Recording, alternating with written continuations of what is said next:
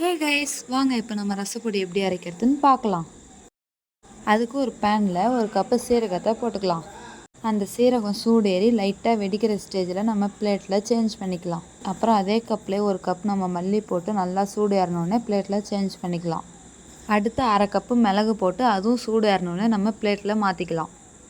அதே கப்லேயே 3/4 கப்பு துவரம்பருப்பு போட்டுட்டு லைட்டாக கலர் சேஞ்ச் ஆனோடனே நம்ம பிளேட்டில் மாற்றிக்கலாம்.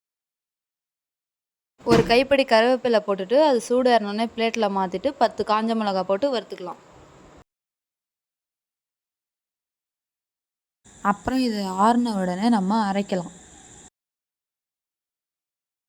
பெருங்காயம் 1 ஸ்பூன், உங்ககிட்ட கட்டி பெருங்காயம் இருந்தாலும் நீங்கள் போட்டுக்கலாம். அப்புறம் மஞ்சத்தூள் 1 ஸ்பூன் போட்டு அரைச்சிக்கலாம்.